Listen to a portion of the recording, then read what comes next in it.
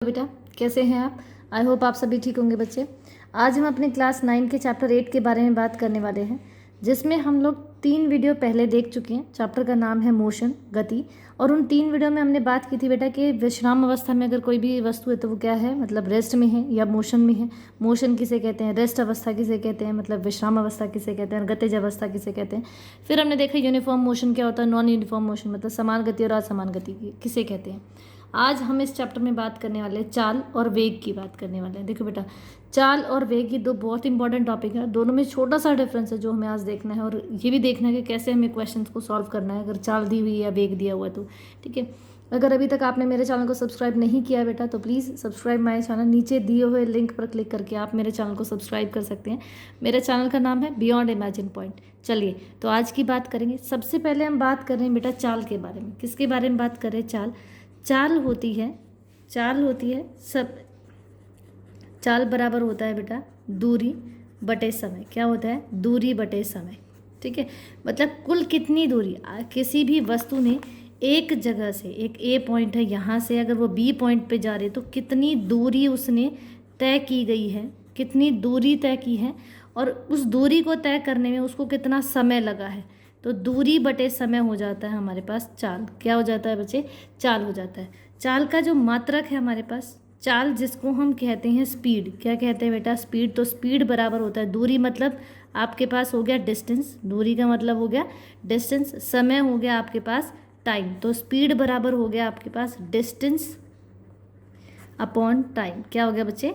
Distance upon time. ठीक है, तो आप इस तरीके से अगर आपके पास डिस्टेंस दिया हुआ है और टाइम दिया हुआ है तो आप किसी भी वस्तु की, किसी भी ऑब्जेक्ट की आप चाल निकाल सकते हैं, उसकी स्पीड निकाल सकते हैं। मतलब आप क्या निकाल सकते हैं? स्पीड निकाल सकते हैं। अब हम जो इसका जो मात्रक है, मतलब जो इसकी एसआई यूनिट है उसकी बात करेंगे।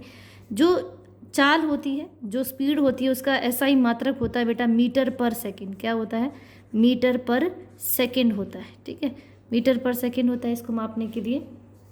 1 किलोमीटर में, आपको एक और बात याद रखनी है, 1 किलोमीटर में हमारे पास 1000 मीटर होते हैं, और 1 घंटे में आपके पास 60 मिनट्स होते हैं। 60 मिनट, और 1 मिनट में आपके पास 60 सेकेंड होते हैं। क्या होते हैं? 60 सेकेंड होते हैं। ये चीज़ें आपको याद रखनी है। ठीक है, दूसरी इम्पोर्टेंट, अब हम बात कर रहे हैं किसके? देखो बेटा, ये तो थी चाल। अगर मैं गति किसकी, वेग की बात करूँ तो वेग होता है, वेग क्या होता है? विस्थापन। क्या होता है बेटा? विस्थापन बटे, क्या होता है? विस्थापन बटे समय। देखो छोटा सा डिफरेंस है, यहाँ पर थी दूरी, यहाँ आया विस्थापन। देखो जब हमने दूरी और विस्थापन में अंतर देखा था, जैसे कोई वस्तु एक ए पॉइंट से चली, वो बी पर पहुँची, और बी से वो सी पर पहुँची। यहाँ मैंने कहा था कि उसको 3 किलोमीटर चली, यहाँ वो 4 किलोमीटर चली। तो कुल दूरी अगर मैं यहाँ से निकालूँ तो दूरी मेरी हो जाएगी बेटा 3 + 4, दैट इज़, ये हो गया आपके पास 7 किलोमीटर। ठीक है, लेकिन विस्थापन क्या होता है? जो मिनिमम डिस्टेंस बिटवीन, विस्थापन मतलब डिस्प्लेसमेंट। तो वेग को हम कहते हैं, वेग को हम क्या कहेंगे? वेलोसिटी। वेग को हम क्या कहते हैं बेटा? वेलोसिटी। और विस्थापन होता है डिस्प्लेसमेंट। क्या होता है बच्चे? डिस्प्लेसमेंट होता है। और समय मतलब आपके पास टाइम। ठीक है, तो वेलोसिटी बराबर डिस्प्लेसमेंट अपॉन टाइम होता है। और इससे पहले हमने थोड़ी सी बात कर चुके हैं, हम दूरी और विस्थापन में हमने जो अंतर देखा था, मतलब जब आपने डिस्टेंस और डिस्प्लेसमेंट में जो डिफरेंस देखा था, उसमें हमने देखा था कि ए से बी और बी से सी, ये होती है कुल दूरी। मतलब ये टोटल डिस्टेंस है 3 + 4, 3 + 4 करेंगे तो आपके पास 7 किलोमीटर, ये कुल दूरी आपके पास निकल जाएगी। लेकिन अगर मैं कहूँ कि इसका विस्थापन निकालो तो विस्थापन होगा minimum distance, the shortest distance between the object, initial point of the object and the final position of the object. Initial A से स्टार्ट हुई और फाइनल कहाँ जाके खत्म हो गया? वो सी पर पहुँच गया। तो ये शॉर्टेस्ट जो पाथ होता है, ये होता है विस्थापन मतलब डिस्प्लेसमेंट। और इसको निकालने के लिए हम लगाते हैं पाइथागोरस। तो h बराबर आपके पास क्या हो जाएगा? p² + b² हो जाएगा। और यहाँ पर p की वैल्यू हमारे पास क्या है बेटा? 3 का स्क्वायर जमा 4 का स्क्वायर, ये आपके पास आया 9 + 16, दैट इज़ ये आया 25, और 25 होता है 5 का स्क्वायर, स्क्वायर से ये कटा तो आपके पास आंसर आया 5 किलोमीटर। देखो फ़र्क कितना नज़र आया आपको। जब आपने दूरी निकाली थी तो वो मेरे पास 7 किलोमीटर आई थी। ठीक है, लेकिन जब मैंने डिस्प्लेसमेंट निकाली, जब मैंने विस्थापन निकाला तो वो मेरे पास कितना निकल के आ रहा है बेटा? वो 5 किलोमीटर निकल के आ रहा है। ठीक है, तो वेलोसिटी बराबर, देखो फिर से मैं रिपीट कर रही हूँ यहाँ पर, चाल मतलब स्पीड। चाल का मतलब क्या होता है बच्चे? चाल का मतलब होता है स्पीड।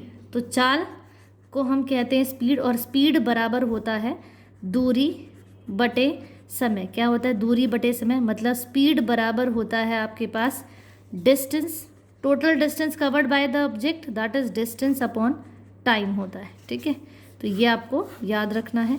सेकेंड चीज़, हम जो वेग की बात करें, वेग जिसको हम क्या कहते हैं? वेलोसिटी कहते हैं। तो वेग बराबर आपके पास क्या होता है बेटा? विस्थापन। क्या होता है? विस्थापन बटे समय। विस्थापन को हम इंग्लिश में कहते हैं डिस्प्लेसमेंट। क्या कहते हैं बच्चे? Displacement upon time. ठीक है, तो आपको वेलोसिटी बराबर हो जाएगा आपके पास डिस्प्लेसमेंट अपॉन टाइम। ठीक है, तो यहाँ पर हमने बात की थी कि जो चाल है उसका एसआई मात्रक, चाल का जो एसआई मात्रक है, एसआई यूनिट क्या होती है इसकी एसआई यूनिट क्या होती है बच्चे? मीटर पर सेकेंड होती है। वेलोसिटी की होती है किलोमीटर प्रति घंटा। ठीक है, ये क्या होता है? किलोमीटर प्रति घंटा होता है। ठीक है, अब हम बात कर रहे हैं औसत चाल कैसे निकाल। देखो, अच्छा, दूसरी इंपॉर्टेंट बात, देखो बच्चे, जो चाल होती है इसमें दूसरा बेसिक डिफरेंस होता है। जो चाल होती है वो एक अदिश है। अदिश मतलब ये, इसकी कोई डायरेक्शन नहीं है, ये डायरेक्शन, अदिश राशि इसको बोला जाता है। अदिश राशि का मतलब होता है ये डायरेक्शनलेस है, चाल की कोई डायरेक्शन नहीं होती। ठीक है, वो हर दिशा में लगती है। जबकि जब वेलोसिटी की हम लोग बात कर रहे हैं, जब आप वेग की बात कर रहे हैं, वेग एक सदिश राशि होती है। कैसी है? सदिश का मतलब होता है जो एक डायरेक्शन में, एक पर्टिकुलर डायरेक्शन, जैसे ऑब्जेक्ट अगर इधर चल रहा है तो वो एक डायरेक्शन में चल रहा है। ठीक है, तो दिशा इसमें होती है, इसमें ये डायरेक्शनलेस होता है, इसीलिए इसको हम स्केलर क्वांटिटी कहते हैं। ये क्या है? सदिश मतलब ये, अदिश का मतलब ये एक स्केलर क्वांटिटी है। स्केलर का मतलब होता है जिसकी डायरेक्शन नहीं होती, सिर्फ मैग्नीट्यूड होता है, मतलब डिस्टेंस दूरी तय करती है, उसकी कोई डायरेक्शन नहीं होती। और वेलोसिटी आपकी कैसे होती है बेटा? वेलोसिटी आपके पास एक वेक्टर क्वांटिटी होती है। वेक्टर क्वांटिटी का मतलब होता है जिसकी डायरेक्शन भी है और मैग्नीट्यूड भी है। ठीक है, दोनों चीज़ें हैं। ठीक है, नेक्स्ट हम लोग बात कर रहे हैं बच्चे कि औसत चाल क्या होती है। क्या, किसकी बात कर रहे हैं हम? औसत चाल मतलब एवरेज। औसत चाल को हम कहते हैं एवरेज, और चाल को हम कहते हैं एवरेज स्पीड। ठीक है, तो औसत चाल की हम बात करें, औसत चाल क्या होती है? कुल दूरी बटे कुल समय। जितना समय मिला है, जितना समय उसको लगा, दैट इज टोटल डिस्टेंस। क्या होता है? Total distance upon total time. क्या होता है? Total distance upon total time. तो ये होती है औसत स्पीड, दैट इज औसत चाल, एवरेज स्पीड निकालने का फॉर्मूला। जैसे अगर एक क्वेश्चन में कहूँ, कोई भी ऑब्जेक्ट है उसकी आपको औसत चाल निकालनी है, तो देखो बेटा, चाल जो होता है वो मीटर पर सेकंड, किलोमीटर प्रति घंटा भी होता है। अगर आपको मीटर, ये बात हम कल भी कर चुके हैं कि अगर आपको मीटर पर सेकंड में, कहाँ से, ये इंपॉर्टेंट है, फिर से रिपीट कर रही हूँ, अगर आपको किलोमीटर प्रति घंटे से अपनी यूनिट मीटर पर सेकंड में चेंज करनी है, तो आप चाल को किस में? 5/18 से गुणा करेंगे। जैसे मैंने कहा 5 किलोमीटर प्रति घंटा है, उसको आपको मीटर पर सेकंड में, 5 में 54 ले लेते हो, 54 किलोमीटर प्रति घंटा, उसको मीटर पर सेकंड में आपको चेंज करना है। तो ये जो 54 है इसको आप 5/18 से गुणा करेंगे। 18 तिये 54 और ये 3 पंजे 15 मीटर पर सेकंड आपके पास आ जाएगा। ठीक है, अगर आप, ये तो था जब आपने किलोमीटर से कहा, किलोमीटर से आपने कन्वर्ट किया किसमें? मीटर में। लेकिन अगर मैं बात करूँ, आपको मीटर पर सेकंड से किलोमीटर प्रति घंटे में उसको चेंज करना है। किससे? देखो, यहाँ बड़े से छोटे में जा रहा था तो 5/18 से हमने गुणा किया, मल्टीप्लाई किया, फिर 5/18 से। लेकिन मीटर पर सेकंड से आप किलोमीटर प्रति घंटे में अगर आप उसको कन्वर्ट कर रहे हैं, तो आप, जैसे मैंने कहा, आपके पास क्या है? 15 किलोमीटर, या मैं कहूँ यहाँ पर 75 किलोमीटर है। ठीक है, 75 ज़्यादा हो जाएगा, हम 15 ही ले लेते हैं। 15 किलोमीटर आपके पास है। ठीक है, 15 किलोमीटर प्रति घंटा है। हम इस मीटर में जाना था ना हमें, तो इसको हम कहते हैं 15 मीटर पर सेकंड है। 15 मीटर पर सेकंड से आपको किस में जाना है? किलोमीटर प्रति घंटे में जाना है। तो ये जो 15 है हमारे पास, इसको हम 18/5 से गुणा करेंगे। देखो, जब बड़े से छोटे में गए तो 5/18 से गुणा किया, और जब छोटे से बड़े में जा रहे हैं तो 18/5 से करेंगे। तो 5 तिये 15 और 18 तिये 54, ये आ गया 54 किलोमीटर प्रति घंटा। तो इस प्रकार से आप मीटर से आपको किलोमीटर में जाना है या किलोमीटर से आपको मीटर में जाना है, आप इस प्रकार से कोई भी बस जो अपनी चाल है उसको पहले तो आप चेंज कर सकते हैं। ठीक है, तो ये दूसरी चीज़ थी जो आपको याद रखना है। अब हम बात कर रहे हैं बेटा, देखो, ये तो औसत चाल की बात की। जैसे आपके पास, मैं एक क्वेश्चन यहाँ करवा रही थी आपको, एक क्वेश्चन है, जैसे आपके पास दो यहाँ पर और चाल दी हुई हैं कि चाल जो पहली ए से बी पर अगर कोई वस्तु वो आपके पास 10 किलोमीटर प्रति घंटे 10 किलोमीटर प्रति घंटे की गति से जा रही है, और वो बी से सी में वो कितने 20 किलोमीटर प्रति घंटे से जा रही है। यहाँ वो 1 घंटा ले रही है समय, और यहाँ वो 2 घंटे ले रही है समय। तो आपको औसत चाल निकालनी। क्या निकालनी बेटा? औसत चाल निकालनी। तो औसत चाल के लिए आपके पास क्या हो जाएगा? आपके पास तो जो औसत चाल होगा, पहले आपको क्या करना है बेटा? कुल दूरी। हमारे पास औसत चाल क्या होती है? ये होती है आपके पास कुल दूरी। क्या होती है? कुल दूरी बटे कुल समय होता है। कुल दूरी बटे कुल समय होता है। कुल दूरी कितनी है? पहले वो 10 किलोमीटर गया, उसके बाद वो कितना गया? 20 किलोमीटर। तो कुल दूरी क्या हो जाएगी? 10 जमा 20 हो जाएगी। और कुल समय, पहले वो 1 घंटा चल रहा है, फिर वो 2 घंटे चल रहा है, मतलब 1 जमा 2, ये आ गया 30/3। इसको काटेंगे तो दिया हमारे पास एवरेज जो वेलोसिटी जो एवरेज चाल निकली, जो हमारे पास एवरेज जो स्पीड निकली, वो कितनी निकल गई? 10 किलोमीटर प्रति घंटा निकल गई। तो इस तरीके से आप एवरेज जो स्पीड है वो निकाल सकते हैं। ठीक है, किसी भी वस्तु की एवरेज स्पीड आप निकाल सकते हैं। ठीक है, जैसे एक और क्वेश्चन है आपके पास, कोई भी वस्तु है वो ए से कहाँ, जैसे एक और क्वेश्चन में यहाँ पे ले रहे हैं हम लोग, ए से बी तक। वो वस्तु हमारे पास कोई गाड़ी है, वो ए से बी तक जा रही है, देन बी से सी, और देन सी से वो डी तक जा रही है। ठीक है, तो पहले उसने 1 घंटे में मतलब फर्स्ट 1 आवर में 1 आवर में उसने 20 किलोमीटर का डिस्टेंस तय किया। फिर दूसरे बी से सी जाने में ये 40 किलोमीटर का डिस्टेंस है, जो उसने फिर से क्या किया? दूसरे, ये भी 1 घंटे में उसने तय किया, 1 आवर लिया यहाँ तक जाने में। देन ये 30 किलोमीटर का डिस्टेंस है, और ये भी उसने 1 आवर में कन्वर्ट किया, वो मतलब उसने 1 आवर लिया वहाँ तक जाने में। ठीक है, तो ये आपको यहाँ पर इसकी क्या निकालनी है? आपको एवरेज स्पीड निकालनी है। मतलब एवरेज स्पीड को हम कहते हैं आपको औसत चाल निकालनी है। तो एवरेज जो स्पीड है उसका निकालने का फॉर्मूला हमारे पास क्या होता है? Total distance.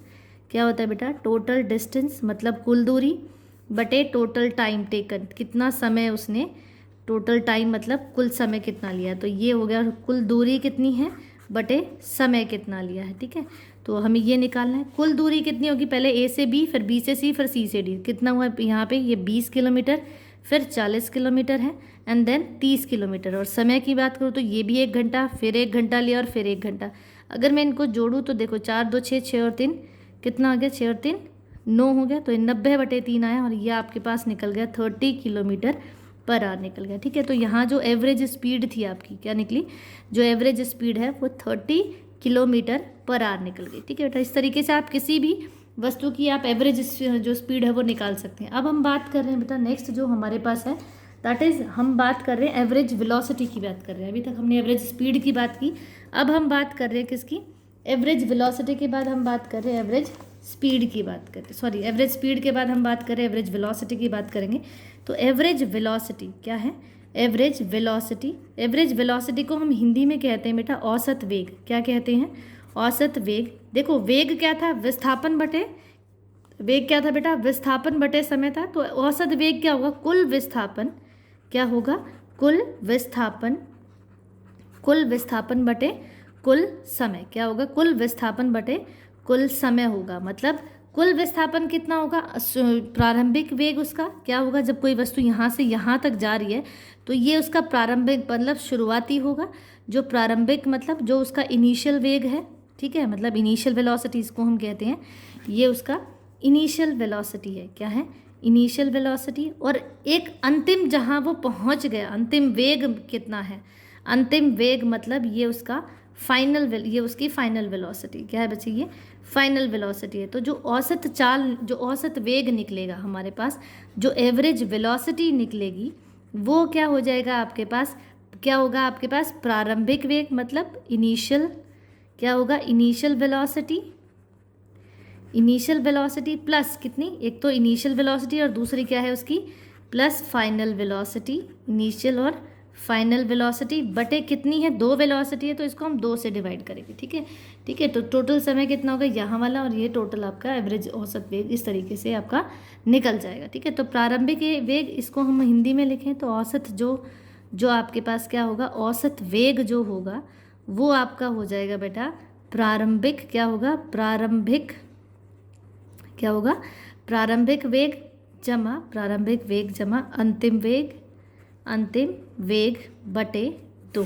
ठीक है, तो इस तरीके से आप किसी भी वस्तु का क्या निकाल सकते हैं, औसत वेग, मतलब उसकी एवरेज वेलोसिटी आप निकाल सकते हैं। ठीक है, क्या निकाल सकते हैं बेटा, आप एवरेज वेलोसिटी यहाँ से निकाल सकते हैं। ठीक है, उसके बाद हम बात कर रहे हैं बच्चे नेक्स्ट, जैसे एक क्वेश्चन है यहाँ पर, एक क्वेश्चन और हम लोग कर लेते हैं।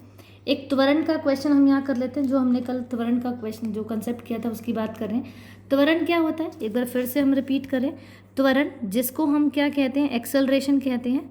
और एक्सेलरेशन मतलब गाड़ी की स्पीड को बढ़ाना या घटाना। जब बढ़ती है तो त्वरण कहते हैं, जब घटती है तो उसको हम क्या कहते हैं बच्चे, उसको हम कहते हैं मंदन, जिसको हम कहते हैं रिटार्डेशन। क्या कहते हैं, रिटार्डेशन। और इसका फॉर्मूला हमने क्या निकाला था, रिटार्डेशन या एक्सेलरेशन का फॉर्मूला होता है हमारे पास अंतिम वेग, v हमारा अंतिम वेग होता है। इनिशियल वेलोसिटी को आप u से डिनोट करते हैं, अंतिम वेग को आप v से करते हैं। तो इसका फॉर्मूला आपके पास v क्या हो जाएगा, आपके पास u बट प्लस v/2 भी हो जाएगा। ठीक है, तो औसत वेग आप u प्लस v/2 से निकाल सकते हैं। और तो त्वरण हमारे पास क्या था बेटा, आप जो हमारे पास अंतिम वेग है that is v minus you बटे टी होता है। और जो वेग जो त्वरण होता है उसको हम a से डिनोट करते हैं। तो a बराबर आपके पास क्या हो जाएगा बच्चे, a बराबर हो जाएगा v माइनस यू बटे टी। और इसका अगर मैं बात करूँ यूनिट, तो ये थी आपकी मीटर पर सेकेंड स्क्वायर। त्वरण की जो यूनिट थी वो मीटर पर सेकेंड स्क्वायर थी। अब हम बात करते हैं बेटा ग्राफ की। ठीक है, कि दूरी और समय का ग्राफ कैसा होता है। ठीक है, जैसे आपके पास समान गति है, क्या है, आपके पास समान गति है, मतलब आपके पास यूनिफॉर्म मोशन है। ठीक है, क्या है, यूनिफॉर्म मोशन है आपके पास। तो यूनिफॉर्म मोशन का ग्राफ कैसा होगा, यूनिफॉर्म मोशन में भी आपके पास दूरी और समय का, किसकी बात कर रहे हैं हम लोग, दूरी समय मतलब डिस्टेंस टाइम ग्राफ। किसकी बात हो रही है बेटा, डिस्टेंस टाइम ग्राफ की बात होगी। ये डिस्टेंस टाइम ग्राफ कैसा होगा हम उसकी बात कर रहे हैं। आपके पास जैसे ये ग्राफ दिया हुआ है और ये यहाँ पर डिस्टेंस है, ये टाइम है। जब equal distance in equal interval of time, equal distance in equal interval of time में इंक्रीज होता है, ये स्ट्रेट लाइन आती है। ठीक है, क्या आती है, ये स्ट्रेट लाइन आती है। तो ये बिल्कुल सीधी रेखा आती है। तो इसको हम कहते हैं, क्या कहते हैं, डिस्टेंस टाइम ग्राफ में इसको हम कहते हैं यूनिफॉर्म मोशन का ग्राफ है। ये किसका ग्राफ है बेटा, यूनिफॉर्म मोशन का ग्राफ है। मतलब यहाँ पर गाड़ी यूनिफॉर्मली मूव कर रही है, मतलब गाड़ी बिल्कुल 1 घंटे में, अगर वो पहले 1 घंटे में 3 किलोमीटर गई है तो अगले 1 घंटे में वो 3 किलोमीटर ही जा रही है। ठीक है, मतलब गाड़ी की स्पीड नहीं बढ़ रही है, वो जिस स्पीड से थी उसी स्पीड से। अब यहाँ पर एक इंपॉर्टेंट नोटेशन है बेटा, क्योंकि स्पीड नहीं बढ़ रही है, उसकी गति बदल नहीं रही है, उसकी चाल जो है वो बदल नहीं रही है, उसका वेग बदल नहीं रहा है। इसका मतलब वहाँ एक्सेलरेशन क्या हो रही है, ज़ीरो हो रही है। क्योंकि देखो त्वरण क्या था, मतलब त्वरण जीरो हो रहा है। त्वरण जीरो क्यों हो रहा है, क्योंकि गाड़ी की स्पीड बढ़ेगी या घटेगी, गाड़ी की स्पीड बढ़ेगी या घटेगी, वो होता है त्वरण। वो क्या होता है, त्वरण या मंदन होता है।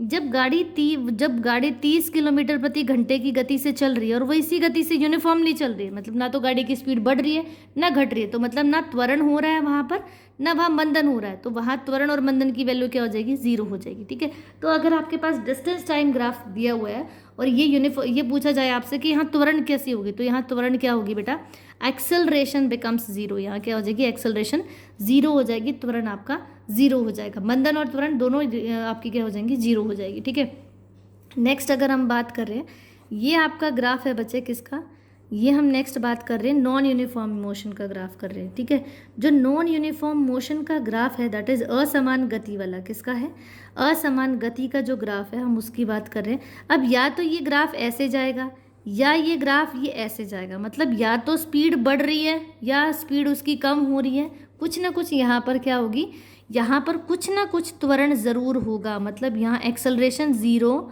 Acceleration is not equal to zero, क्योंकि या तो स्पीड बढ़ेगी या तो स्पीड बढ़ रही है। ठीक है, या स्पीड कम हो रही है। तो यहाँ पर आपके पास ग्राफ है, उसमें आपके पास क्या ज़ीरो नहीं होगा, यहाँ पर आपके पास जो वस्तु है वो आपकी उसकी त्वरण उसका ज़ीरो नहीं होगा। ठीक है, ये इंपॉर्टेंट पॉइंट है बेटा, आपको याद रखना। सी पॉइंट है, अगर आपके पास जो समय का और जो डिस्टेंस का मतलब दूरी और समय का जो ग्राफ है, अगर वो बिल्कुल सीधी रेखा में ऐसे आ रहा है, देखो ये आपके पास दूरी थी और ये समय, आप यहाँ से एक ऑब्जर्वेशन ले सकते हैं। देखो ये आपके पास है, ये दूरी है। ठीक है, यहाँ पर S1 दूरी है, यहाँ पर S2 दूरी है और ये T1 समय लग रहा है, यहाँ पहुँचने में उसको T2 समय लग रहा है। अगर ऐसा दिया हुआ है तो आप यहाँ देखिए बेटा, देखो ये दूरी मान लो वो 10 किलोमीटर है, यहाँ पे वो 10 किलोमीटर पे ही है, टाइम बढ़े जा रहा है। देखो गाड़ी अगर चलेगी गाड़ी चलेगी तो क्या हो रहा है, डिस्टेंस भी बदलेगा, लेकिन यहाँ डिस्टेंस बदल ही नहीं रहा, वो 10 किलोमीटर पे। इसका मतलब ये हुआ समय बढ़ रहा है। सिर्फ समय बढ़ने का मतलब है, देखो घड़ी तो रुकती नहीं है, अब समय तो चलता रहेगा। अगर गाड़ी रुक गई है यहाँ जाकर, वो गाड़ी क्या हो गई है, वो रुक गई है, वो चल नहीं रही है, ठीक है, वो गाड़ी चल नहीं रही है, तो समय तो चल रहा है लेकिन गाड़ी वहीं 10 किलोमीटर पे है। इसका मतलब यहाँ पर जो दूरी है वो क्या है, ज़ीरो है। और दूरी ज़ीरो होने का मतलब है कि यहाँ पर जो ऑब्जेक्ट है, जो भी गाड़ी है, जो भी ऑब्जेक्ट है, जो वस्तु है, वो विश्राम अवस्था में है। किस अवस्था में बेटा, वो विश्राम अवस्था में है, मतलब वो रुकी हुई है वो वस्तु, ठीक है। ये इन ग्राफ से ये आपको ऑब्जर्वेशन ज़रूर लेना है, क्योंकि ग्राफ से क्वेश्चन ऐसे ही पूछेंगे। ये ग्राफ देकर आपसे कहेंगे कि यहाँ पर जो वस्तु है वो विश्राम अवस्था में है या गतिज अवस्था में है। तो यहाँ क्योंकि दूरी नहीं बदल रही है, दूरी कितनी है उतनी ही है, सिर्फ समय बदल रहा है, तो ये विश्राम अवस्था में अब ये भी ध्यान रखना है कि ये आपके पास डिस्टेंस और टाइम का ही ग्राफ होना चाहिए, ठीक है। तो ये विश्राम अवस्था में है। अगर मैं इसी कंसेप्ट को थोड़ा सा चेंज कर दूँ, जैसे हम नेक्स्ट अगर मैं ग्राफ की बात करूँ, आपके पास वेलोसिटी टाइम ग्राफ है, क्या है, वेग का और समय का, इसको कहते हैं वेलोसिटी टाइम ग्राफ, ठीक है। या आपके पास वेलोसिटी टाइम ग्राफ मतलब वेग और समय का ग्राफ दिया हुआ है, तो उसमें आपको कैसे ऑब्जर्वेशन लेनी है। अगर वहाँ ऐसे सीधी लाइन दे दी तो आप देखिए ये 10, मान लो गाड़ी यहाँ पर 40 किलोमीटर प्रति घंटे की गति से चले जा रही, 40 किलोमीटर प्रति घंटे। अब समय तो बदल ही रहा है, लेकिन क्या नहीं बदल रही, उसकी वेलोसिटी नहीं बदल रही। देखो दूरी भी बदल रही है, वेलोसिटी नहीं बदल रही। वो 40 किलोमीटर प्रति घंटे की गति से जा रही थी और उसी गति से मूव कर रही है, ना तो वो बढ़ रही है ना घट रही है। जब उसकी गति में कोई परिवर्तन नहीं होता तो वहाँ पर क्या जीरो होता है बेटा, वहाँ पर त्वरण इज इक्वल टू जीरो होता है, मतलब एक्सेलरेशन बिकम्स जीरो। तो इस केस में क्या होगी, आपकी एक्सेलरेशन बिकम्स जीरो। आप इसको विश्राम अवस्था नहीं कहेंगे, आपकी गाड़ी तो चल रही है लेकिन जिस स्पीड से वो 40 किलोमीटर प्रति घंटे से चल रही है वो उसी स्पीड से चल रही है, उसकी गति नहीं बदल रही है, उसका जो वेलोसिटी या उसकी जो चाल है वो बदल नहीं रही है। जब ये नहीं बदल रही, इसका मतलब जो वस्तु है वो आपकी क्या है, वो मोशन में तो है लेकिन वहाँ पर एक्सेलरेशन बिकम्स जीरो, मतलब त्वरण वहाँ पर क्या है, जीरो है। क्या है वहाँ पर, त्वरण वहाँ पर जीरो, ठीक है। आई होप आपको ये चीज़ें समझ आ रही होंगी बेटा। छोटी छोटी चीज़ें हैं, आपको इनको कनेक्ट करना है। जब तक आप इन चीज़ों को कनेक्ट नहीं करेंगे आपको क्वेश्चन जो पेपर में वो समझ नहीं आएगा, ठीक है। तो आई होप आपको आज की क्लास समझ आई होगी बेटे बच्चे। जितनी भी आपको डाउट्स हैं या कोई भी बात अगर आपको पूछनी है रिलेटेड टू योर चैप्टर और रिलेटेड टू योर कोई भी क्वेश्चन है आपके कंसेप्ट से रिलेटेड, तो आप मुझे नीचे कमेंट सेक्शन में आप मुझसे पूछ सकते हैं, ठीक है। और अगर अभी तक आपने मेरे चैनल को सब्सक्राइब नहीं किया है तो प्लीज़ सब्सक्राइब माई चैनल बच्चे। चलिए, थैंक यू आज की क्लास के लिए, थैंक यू।